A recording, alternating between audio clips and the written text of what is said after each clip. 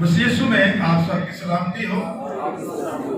खुदा का शुक्र करते हैं कि आज रात उसने फिर हम सबको ये कीमती मौका बख्शा कि एक खानदान की सूरत में इकट्ठा होकर उसके घर में आए, और जब उसके लोग इबादत के लिए उसके घर में आते हैं यकीनन वो खुश होता है और उन्हें बरकत देता है। परस्तश के वसीला से हमने बरकत पाई। अब वक्त हुआ है कि खुदा के कलाम की आवाज़ को सुने और बरकत पाए। आप तमाम बहन भाइयों का जिन्होंने आज रात खुदा के लिए वक्त निकाला, पूरी टीम और मैं खुदा का खासा खादम आपको खुदा के घर में खुश आमदीद कहते हैं। और उन बहन भाइयों के लिए भी कि जो हर रोज़ यूट्यूब पर और फेसबुक पर हमारे साथ ज्वाइन है और खुदा को सुनते हैं, उन सबको भी बहुत बहुत उनकी भी सलामती चाहता हूँ। बहुत शुक्रिया। आइए खुदा के पाक कलाम में से देखें। बड़ी मशहूर आयत है यशायाह 9 बाब और उसकी 6 आयत। यशायाह 9 बाब और उसकी 6 आयत में यूं मरकूम है, इसलिए हमारे लिए एक लड़का तवल्लद हुआ और हमको एक बेटा बख्शा गया, सल्तनत उसके कंधे पर होगी और उसका नाम अजीब, मशीर, खुदाए कादर, अब्दियत का बाप और सलामती का शहजादा होगा। खुदा उनकी जिंदगी बख्श पाक कलाम में पढ़े और सुने जाने पर खुदा की बरकत हो। आमीन। आइए हम दुआ मांगे। ऐ बात खुदा, तेरे लोग तुझ में मसरूर हैं और तेरा पाक को चारों तरफ जुम्बश कर रहा है, तेरे लोगों को कवर किए हुए हैं। एक एक को बरकत दे, एक एक ज़हन को खोल, कलाम मुकद्दस की सच्चाई को जाने और तुझ में बरकत पाए। जो बहन भाई रास्ते में या इरादा कर, उनके इरादों को मजबूत कर और उन्हें सलामती से लेकर आ, ताकि तेरे लोग आए और तेरे कलाम के शिनवा हो। तू मेरा जोर बन। ये सब कुछ मांगर पाया तेरे एक दोस्त नाम में। आमीन। कुछ बहन भाई हो सकता है नए आए हों। 2 हफ्ते पहले हमने ये मौजूद शुरू किया था कि खुदा यीशु मसीह की पैदाइश से पहले यशायाह नबी ने के मार्फत खुदावंद ने खुदा यीशु मसीह को ये जो 5 लक़ब दिए गए। कौन कौन से 5 लक़ब दिए गए? अजीब, मशीर, खुदाए कादर, अब्दियत का बाप और सलामती का शहजादा। इन 5 नामों के अंदर बहुत बड़ी कुदरत है। तो 2 हफ्ते पहले मैंने अजीब के बारे में बताया कि अजीब का क्या मतलब है? हैरान कुल। और खुदा यीशु मसीह की अगर हम पैदाइश देखें तो उसकी पैदाइश भी अजीब थी, फिर उसका इस दुनिया में आना और कलाम करना भी अजीब था कि कहते थे हमने कभी इस इंसान से ऐसा कलाम नहीं सुना। हालेलुया। फिर उसका मुर्दों को जिंदा करना, कोड़ियों को शिफा बख्शना, हर तरह से उसने बहुत सारा काम जो थे वो अजीब काम किए। मजलूमों को डांटा, अजीब काम किए। फिर उसके बाद उसे मसलूब किया गया, उसकी मौत अजीब। फिर उसे दफन किया गया, तीसरे दिन वो मुर्दों में से जी उठा, उसका जी उठना अजीब। हालेलुया। और सबसे बढ़कर उसका आसमानों पर जाना भी अजीब ठहरा। आज इसका खुदा यीशु मसीह का जो दूसरा लक़ब है वो है मशीर।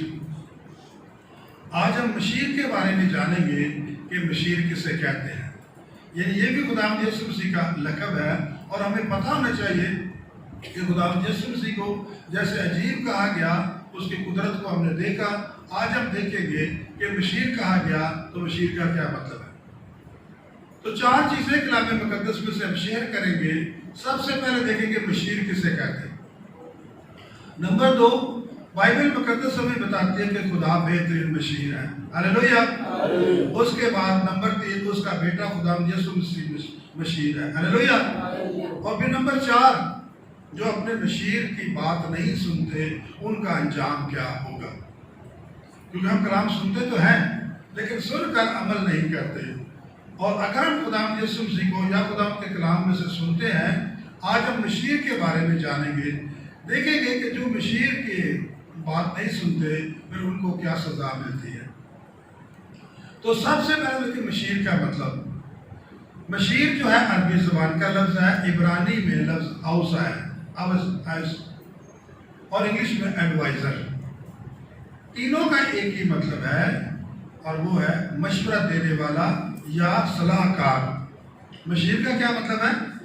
सलाहकार या मशवरा देने वाला। अब मशीर क्या होता है? ऐसा शख्स जो दूसरों को सलाह مشورہ دے، دوسروں کو رہنمائی کرے، کیا کہلاتا ہے؟ مشیر۔ پھر غور سے سنیں کہ مشیر کا کیا مطلب ہے۔ میں نے آپ کو بتایا کہ جو دوسروں کو صلاح مشورہ دے اور ان کی رہنمائی کرے، کیا کہلاتا ہے؟ مشیر۔ اب دو مثالیں دیکھیں، ایک دنیاوی دیکھیں اور ایک جو ہے وہ بائبل مقدس میں سے دیکھیں۔ یاد رکھیں، دنیا کی جتنی بھی حکومتیں، چاہے بادشاہ چلائیں، چاہے صدر چلائیں، چاہے وزیر اعظم چلائیں، چاہے جمہوریت ہو، صدارتی نظام ہو، پارلی نظام ہو، جمہوریت ہو یا کنگڈم یا بادشاہ ہو، ہر نظام کو کامیاب کرنے کے لیے، حکومت کو کامیاب کرنے کے لیے حکومت اپنا ایک مشیر رکھتی ہے، جن سے وہ صلاح مشورہ کرتے ہیں کہ بھئی کیا کس طریقے سے ہم حکومت کو چلا سکتے ہیں۔ اور جو حکومتیں اپنے مشیر کی صلاح پر چلتی ہیں وہ جلد ختم نہیں ہوتی۔ ہاللیلویہ۔ پاکستان کی بدقسمتی یہ ہے کہ یہ اپنے مشیر کی کوئی بات سنتے ہی نہیں۔ یہاں صدر آ گیا تا نہیں چلتا، جب وزیر اعظم تا نہیں چلتا، سال 2 سال 3 سال نکالتے ہیں، پھر اس کا دھڑم تختہ ہو جاتا ہے۔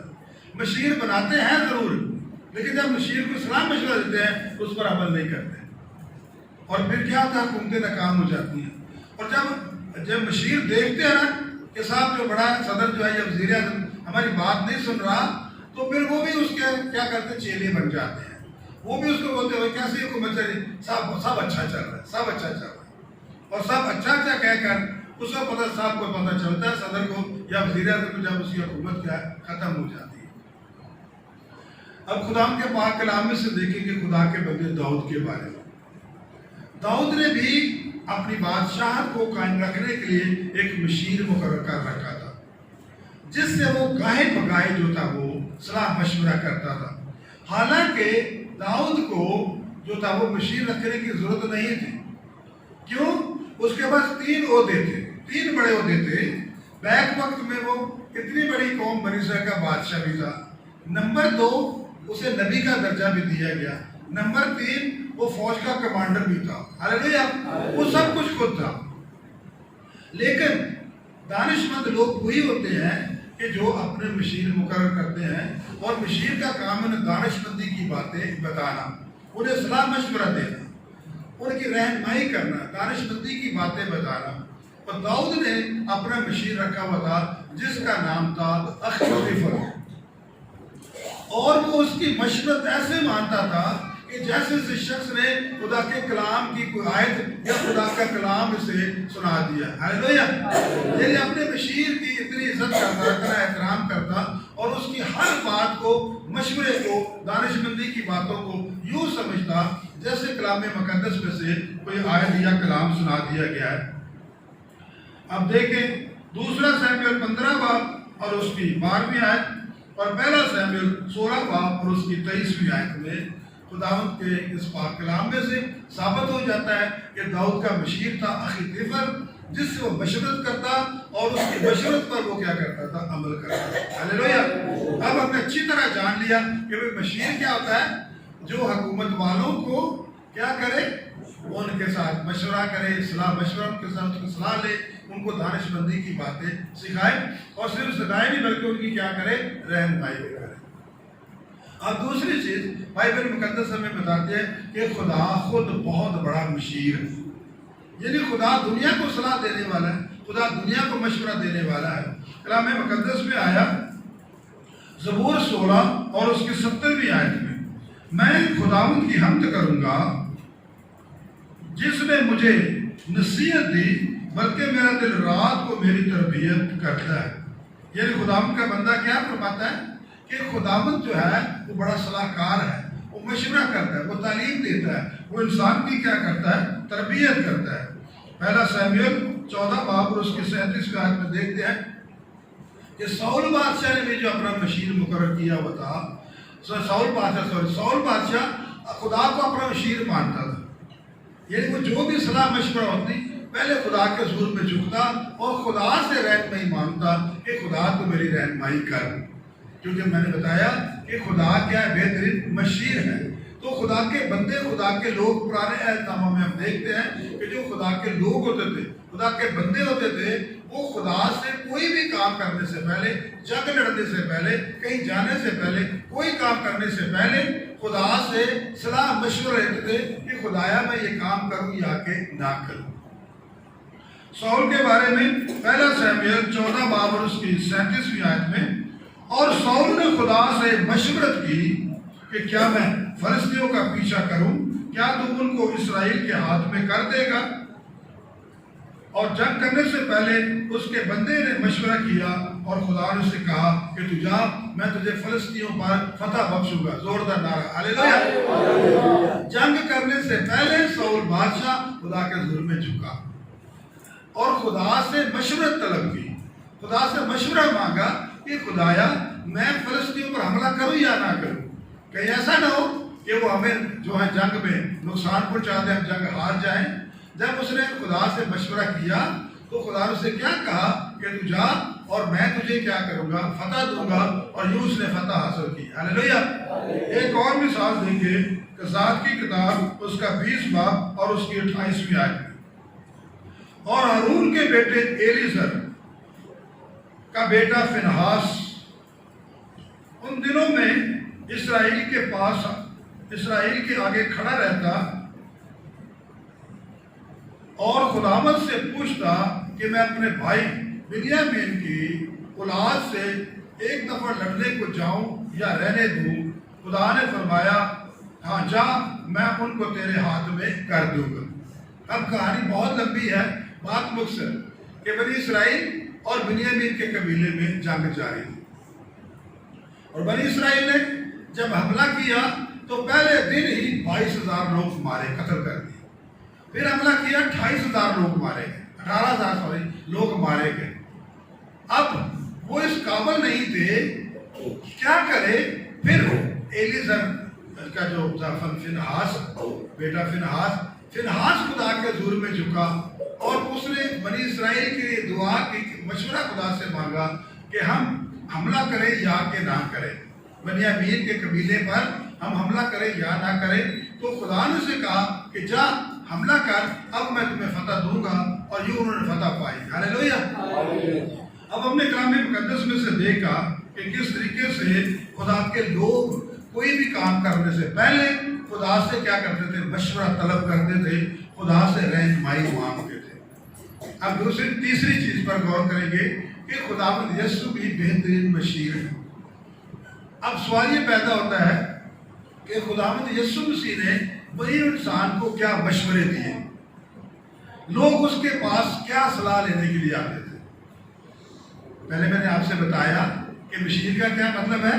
مشورہ دینے والا، دانش مندی کی باتیں سکھانے والا، رہنمائی کرنے والا۔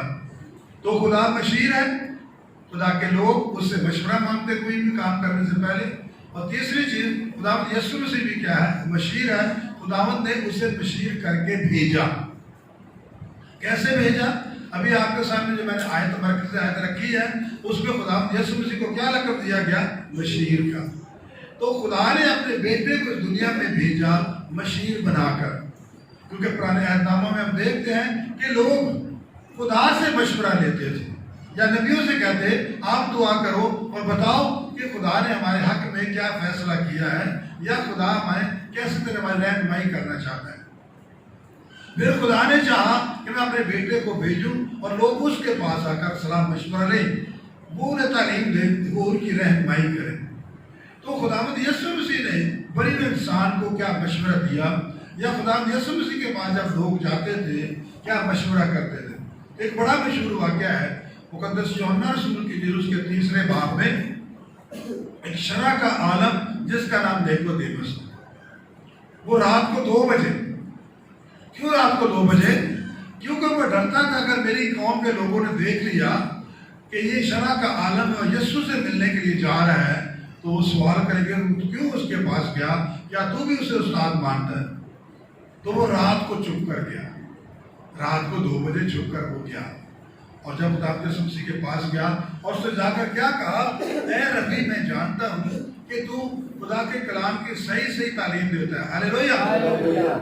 اب مجھے بتا میں تجھ سے مشورہ کرنے کے لیے آیا ہوں کہ انسان آسمان کی بادشاہت میں کس طرح داخل ہو سکتا ہے۔ اب خداوند یسوع مشیر ٹھہرا، اب مشیر نے تو مشورہ دینا تھا اس کو، تو خداوند یسوع سے سلام مانگی کہ کس طرح بادشاہ میں داخل ہو سکتا ہے۔ تب خداوند یسوع سے کیا مشورہ دیا کہ جب تک کوئی نئے سرے سے پیدا نہ ہو، یعنی پہلے توبہ کرنی ضروری۔ تو وہ شخص کیا کہنے لگا کہ کیا انسان بوڑھا جو دوبارہ ماں کے پیٹ سے پیدا ہو؟ ظاہر وہ دنیاوی آدمی تھا، نئی روح کی بات سمجھا۔ تو خداوند نے حیران ہو کر اسے کہا، اتنی بڑی قوم بنی اسرائیل کا تو اتنا بڑا رہبر ہے، اتنا بڑا رحم ہے، عالم ہے، عالم دین ہے، اور یہ نہیں جانتا کہ انسان نئے سرے سے کس طرح پیدا ہوتا ہے؟ جب تک کوئی پانی روح سے پیدا نہ ہو۔ زوردار نعرہ ہلیلویہ۔ وہ آسمان کی بادشاہت میں داخل تو درکنار اسے آتا ہوا بھی نہیں دیکھ سکتا۔ کیا مشورہ دیا جاتا ہو بکر اور نئے سرے سے کیا ہو پیدا ہو، لیکن وہ شرع کا عالم تھا، اپنے آپ کو راست بات سمجھتا تھا، جیسے آیا مشورہ نہیں مانا، کان لپیٹے اور وہاں سے چلا گیا۔ تو جیسے خداوند یسوع مسیح نے منادی شروع کی، خداوند کا پاک کلام میں بتاتا ہے کہ اس نے توبہ کی منادی کی۔ خداوند یسوع مسیح کی عمر مبارک 30 سال تھی، اور 30 سال کی عمر میں جب اس نے منادی کی تو لوگوں کو کیا مشورہ دیا کہ اگر تم نے گناہوں کی بخشش پانی ہے، جنت الفردوس میں جگہ پانی ہے، تو تمہیں کیا کرنی پڑے گی؟ توبہ کرنی پڑے گی۔ متی 4 باب اس کی 17ویں آیت میں لکھا ہے، اس وقت یسوع نے منادی کرنا اور یہ کہنا شروع کیا، توبہ کرو کیونکہ آسمان کی بادشاہت تمہارے نزدیک آ گئی ہے۔ تو خداوند یسوع مسیح نے لوگوں کو کیا دانش مندی کی باتیں دی، خداوند نے کیا تعلیم دی، خداوند نے کیا لوگوں کو سکھایا کہ لوگوں اگر جنت الفردوس میں جانا چاہتے ہو تو اپنے گناہوں کا کیا کرو، اقرار کرو، توبہ کرو اور پانی کا بپتسمہ لو۔ ہلیلویہ۔ نمبر 2، لوگوں کو نجات کا مشورہ دیا، نجات کے لیے، کیونکہ خداوند یسوع مسیح نے اعلانیہ فرمایا، یوحنا 10 باب اور اس کی یوحنا 10:9 میں لکھا ہے، اگر کوئی مجھ سے داخل ہوگا تو وہ نجات پائے گا۔ زوردار نعرہ ہلیلویہ۔ یعنی مجھ سے داخل ہونے سے کیا مراد ہے؟ کیا لوگوں کو مشورہ دیا کہ اگر کوئی شخص نجات پانا چاہتا ہے تو اسے مجھ سے داخل ہونا پڑے گا۔ مجھ سے داخل ہونے سے کیا مراد ہے؟ کہ دروازہ کیوں کہا؟ کوئی لوہے یا گیٹ کا تو نہیں ہے کہ جس سے انسان داخل ہو، کہ جب تک کوئی مجھے اپنا نجات دہندہ قبول نہیں کرتا اس وقت تک وہ نجات نہیں پا سکتا، اس وقت تک وہ گناہوں سے مخلص نہیں پا سکتا۔ زوردار نعرہ ہلیلویہ۔ بنی نے انسان کو مفت میں نجات کا مشورہ دیا، اور پھر لوگوں کو ہمیشہ کی زندگی کا، ایور لاسٹنگ لائف کا، کہ اگر تم چاہتے ہو کہ ہمیشہ کی زندگی پاؤ تو میرا یہ مشورہ ہے۔ کلام مقدس میں یوحنا 5 باب 39 اور 40 آیت میں فقیر اس سے جب سے سوال کیا تو خداوند نے سے کیا کہا کہ تم کتاب مقدس میں سمجھتے ہو کہ اس میں ہمیشہ کی کیا ہے؟ زندگی ہے۔ تم پڑھتے ہو کلام مقدس کو۔ خداوند یسوع مسیح نے کتاب مقدس کا بھی لفظ استعمال کیا کہ تم کتاب مقدس میں پڑھتے ہو اور سمجھتے بھی ہو کہ اس میں ہمیشہ کی کیا ہے؟ زندگی ہے، اور پھر بھی زندگی پانے کے لیے میرے پاس نہیں آتے۔ تم اپنے اپنے عقیدے میں ڈٹے ہوئے ہو کہ ہم راست باز ہیں، اور تم توبہ کے لیے یا نجات پانے کے لیے اپنے آپ کو تیار نہیں کرتے۔ تو خداوند یسوع مسیح نے یہ میں موٹے موٹے آپ کو بتائے کہ لوگوں کے مشورے بہت ہیں، لیکن اس کے لیے ٹائم بھی بہت چاہیے۔ تو یہ میں نے بتایا کہ خداوند یسوع مسیح نے کس طرح لوگوں کو نجات کا، توبہ کا اور ہمیشہ کی زندگی کا جو تھا وہ مشورہ دیا، اور سب سے بڑھ کر بنی انسان کو جو مشورہ دیا وہ ہے کہ مجھ سے روح القدس لے لو۔ مجھ سے کیا کرو؟ روح القدس لے لو۔ کیا لکھا ہے مکاشفہ 22 باب اور اس کی 8ویں آیت میں، جو کوئی پیاسا ہو وہ آئے اور مفت میں آب حیات لے۔ زوردار نعرہ ہلیلویہ۔ آب حیات کا کیا مطلب ہے؟ زندگی کا پانی، اور زندگی کے پانی سے کیا مراد ہے؟ روح القدس، ایور لاسٹنگ لائف۔ کس طرح حاصل کر سکتے ہیں؟ جب ہمارے اندر روح القدس خدا کا آتا ہے۔ اور روح القدس کس طرح ملتا ہے؟ کہ جب ہم پوری اس راست بازی کو پورا کرتے ہیں، بپتسمہ لیتے ہیں، تو پھر آسمان کھلتا ہے اور روح القدس ہمیں انعام میں ملتا ہے۔ اور جب روح القدس ملتا ہے تو پالوس رسول فرماتا ہے پہلا کرنتیوں 12 باب میں، ہر شخص میں روح کا ظہور فائدہ پہنچانے کے لیے ہوتا ہے۔ جب روح القدس مل گیا پھر آپ کی زندگی بھی سنور گئی، اور اس کے بعد ہم دیکھتے ہیں کہ آپ کی زندگی سے دوسرے بھی کیا کریں گے، ان کو بھی فیض ملے گا، وہ بھی آپ کی زندگی سے خدا کے قریب آ جائے گا۔ زوردار نعرہ ہاللیلویہ۔ اب ہم آخری چیز پر غور کریں گے، چوتھی چیز پر، کہ جو مشیر کا مشورہ نہیں مانتے ان کا کیا انجام ہوگا۔ یہ حصہ بہت اہم ہے، کیونکہ انسان کلام پڑھتا بھی ہے، خادموں سے سنتا بھی ہے، اور بہت سارے لوگ ادھر سے سنتے ہیں، ادھر سے نکال دیتے ہیں۔ اگلے ہفتے آپ نے کیا کلام سنا تو ان کو یاد ہی کچھ نہیں ہوتا، تو کم سے کم بھائی ایک ہفتہ تو یاد رکھو ہم نے کیا کلام سنا ہے، تو سنے ہی گے تو اس پر عمل کریں گے، اگر بھول جائے تو عمل کیسے کریں گے۔ جو لوگ مشیر کے مشورے کو نہیں مانتے، جو خدا کے پاس آ کر صلاح مشورہ کرتے ہیں اور اس کے مشورے کو نہیں مانتے، جو یسوع کے پاس آ کر صلاح مشورہ اس کے مشورے کو نہیں مانتے، تو ان کا کیا انجام ہوگا۔ میں نے دنیاوی تو بتایا کہ جو دنیاوی مشیر ہوتے ہیں، اگر ان کے مشورہ نہیں مانتے تو وہ کیا جلد ختم ہو جاتے ہیں۔ اب ہم دیکھیں گے روحانی طور پر بھی کلام مقدس میں سے خدا جو بہترین مشیر ہے۔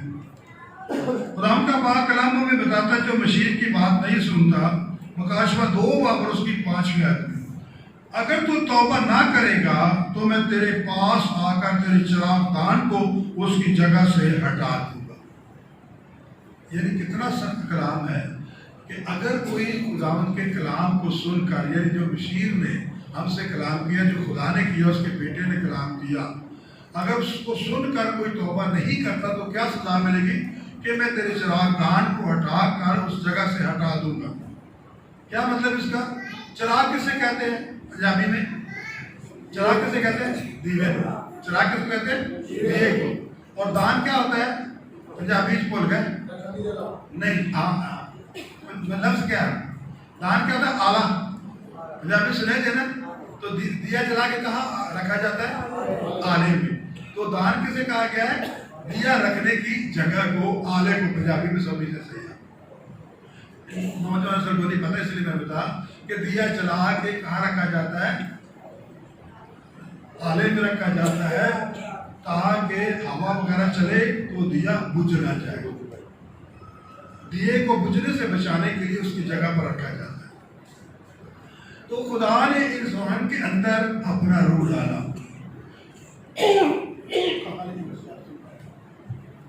کہاں لکھا ہے کہ خدا نے انسان کے اندر اپنا روح ڈالا؟ پیدائش کے آنے سے ہمیں مل جاتا ہے، پیدائشی سے مل جاتا ہے۔ پیدائش 2 باب اور اس کے 7ویں آیت میں واضح طور پر لکھا ہے، پیدائش کی کتاب اس کا 2 و 7ویں آیت میں، خدا نے آدم کو مٹی سے بنایا اور اس کے نتنوں میں زندگی کا دم پھونکا۔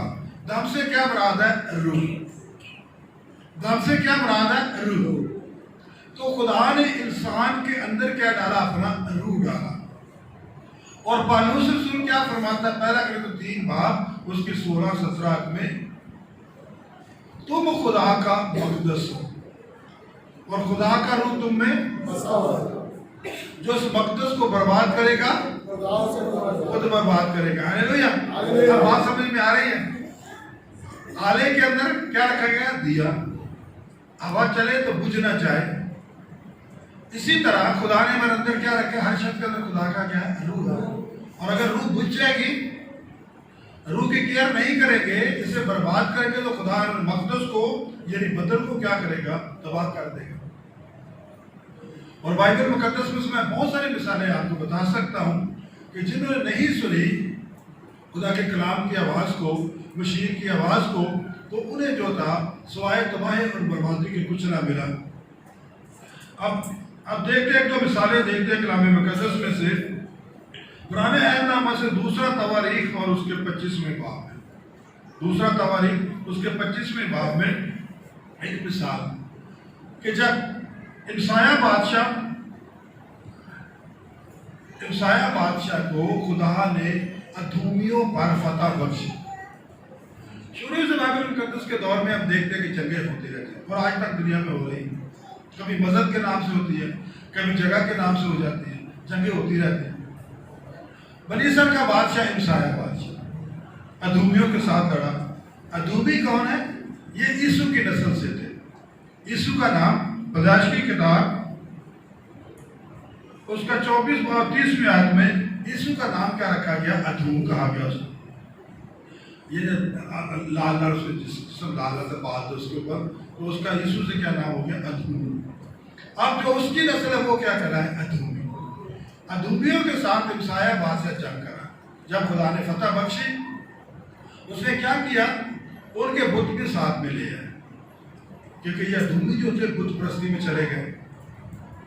اب دیکھیں ہے تو ایک ہی باپ کی اولاد، ایک ہی باپ کی اولاد ہے نا. یعقوب کی نسل کہاں پہنچ گئی اور اس کی یسوع کی نسل کہاں پہنچ گئی؟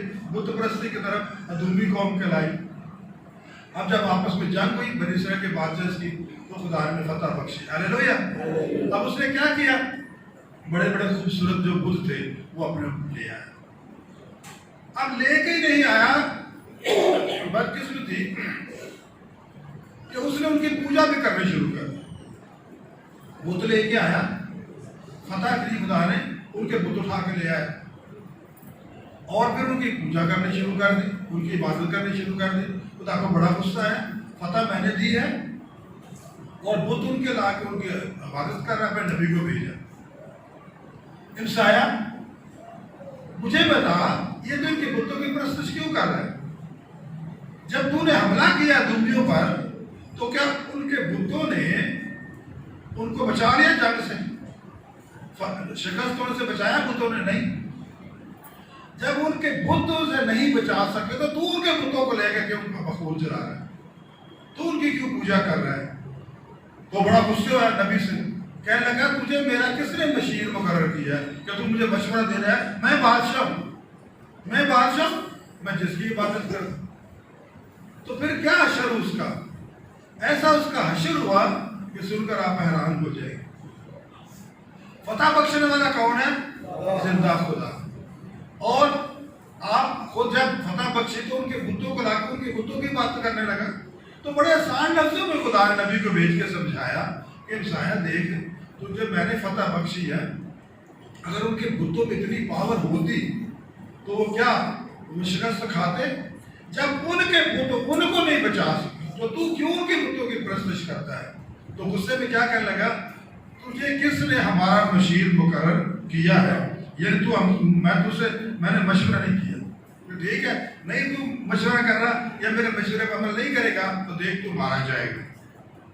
اور دوسرا تواریخ 25:27 میں لکھا ہے، اور جب سے امسایہ خدا کی پیروی سے پھرا تب ہی سے یروشلم کے لوگوں نے اس کے خلاف سازش کی، سو وہ لکیس کو بھاگ گیا اور لکیس کو اس کے پیچھے گروپ گئے اور جا کر اسے قتل کر دیا. خدا نے نبی کو بھیجا کہ جا میرے بندے سے کہہ دے کہ یہ تو کیا کام کر رہا ہے، تو کیوں بتوں کی عبادت کر رہا ہے؟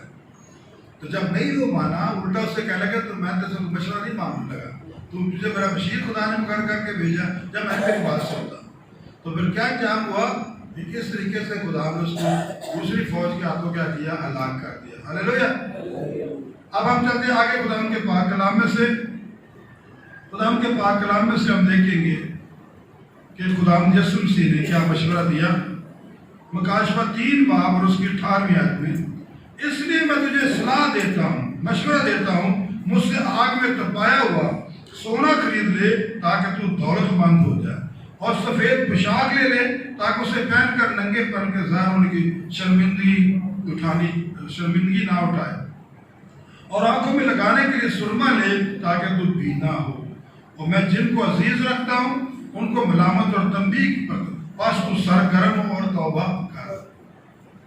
یعنی خداوند یسوع مسیح کتنے بڑے بڑے تحفے کبھی خدا نے چاہا تو میں آپ کو سرمے کے بارے میں، سفید پوشاک کے بارے میں، ان چیزوں کے بارے میں تفصیل سے بتاؤں گا. تو خداوند یسوع مسیح بھی یہی جو مشورہ دیتا ہے بن انسان کو کہ خدا جن کو عزیز رکھتا ہے ان کو تنبیہ بھی کرتا ہے، ملامت بھی کرتا ہے، ڈانٹتا بھی ہے تاکہ وہ کیا ہو؟ سرگرم ہو جائے. وہ نہیں چاہتا کہ ہم ڈھیلے رہیں، نہ تو سرد ہے نہ تو گرم، بلکہ خدا تجھے کیا کرے؟ اپنے منہ سے نکال پھینکے گا. تو حاصل کلام کیا ہے؟ یاد رکھیں، وہ قومیں وہ لوگ دنیاوی طور پر بادشاہ مشیر کا مشورہ نہیں مانتے تو وہ قومیں کیا ہے؟ ہلاک ہو جاتی دنیاوی طور پر وہ. اب اس کے بعد مذہبی طور پر بھی ہم لوگ بڑے دھیان سے سنے آج رات مسیحی قوم خدا کے راست باز لوگ بہت خوش قسمت لوگ ہیں. زوردار نعرہ ہلیلویا. بہت خوش قسمت لوگ ہیں کہ ہمیں مفت میں ایک مشیر مل گیا. خدا یسوع کی صورت میں مفت میں ایک مشیر ملا ہے جو مفت میں مشورہ دیتا ہے, مفت میں انعام دیتا ہے. اور پھر بھی اگر ہم اس سے یہ انعام نہ لے تو کس کا قصور ہے؟ خدا نہ کرے کوئی عدالتوں کے چکر میں پڑے. دنیاوی وکیل, دنیاوی مشیر, صلاح دینے والے کتنی بڑی بڑی فیسیں لیتے ہیں. پوچھو جن کے سر پر یہ پڑی ہے, صرف وکیل کے پاس بیٹھ جاؤ, صلاح کے وہ تیرے پیسے لے لیتا ہے. میں تو مشورہ جا کے اتنی فیس لگے گی. یہ خداوند یسوع مسیح ہمارا مشیر ہے. ہلیلویا. اور ایسا مشیر ہے کہ جو فری میں مشورہ دیتا ہے. زندگی میں کوئی بھی کام کرنا چاہتے ہیں تو یاد رکھے پہلے خدا سے مشورہ کرے. زوردار نعرہ ہلیلویا. حاصل کلام سن لیں. زندگی میں آپ کوئی اسٹیپ لینا چاہتے ہیں, کوئی کام کرنا چاہتے ہیں, پہلے خدا سے مشورہ کریں. یعنی خدا یسوع مسیح کے حضور میں جھکے اور دعا کرے, انتظار کرے کہ یسوع مجھے یہ کام کرنے کی اجازت دیتا ہے یا کہ نہیں. آپ کہہ سکتے ہیں کہ بھائی ہماری تو دنیا لگ رہی نہیں ہے خدا کے ساتھ, نہ کبھی دعائی کرنی ہے, ہم خدا سے کیا مشورہ مانگے یا خدا یسوع سے کیا مشورہ مانگے. ٹھیک ہے, تو خدا نے یسوع نے پھر اپنے مشیر مقرر کی, جسے رسول کہتے ہیں. آج بھی اس کے خادم جو دن رات محنت کرتے ہیں, کام کرتے ہیں, وہ تیار ہے آپ کو صلاح مشورہ دینے کے لیے. ہلیلویا. لیکن پہلے دیکھ لیں کہ یہ جو مشیر مقرر ہے یہ بڑی فیس تو نہیں مانگ رہا, اینا ہتھیار آپ نے پھر دعا کرا کر تو سمجھ لیں مشیر نے یہ ٹھاک کے. آپ دیکھیں پہلے مشیر کی زندگی کو دیکھیے, اس کی زندگی میں کیا روح کے پھل نظر آتے ہیں, زندگی کامیاب ہے یا کہ نہیں. اگر اس مشیر کی جسے خدا نے مقرر کیا ہے, بھیجا ہے, زندگی کامیاب ہے, آپ اس کے پاس جائیں اور اس سے کہیں کہ مجھے بتائیں کہ میں یہ کام کرنا چاہتا ہوں یا کہ نہیں, یہ میں کاروبار کرنا چاہتا ہوں یا کہ نہیں, اور اس سے صلاح مشورہ کریں. آپ دعا کریں, خدا یسوع سے پوچھیں. ہماری اتنی پہنچ نہیں ہے, ہمیں دعا کرنی نہیں آتی, ہم کبھی چرچ بھی نہیں گئے, کبھی کلام بھی نہیں پڑھا, لیکن ہم یہ کام کرنا چاہتے ہیں.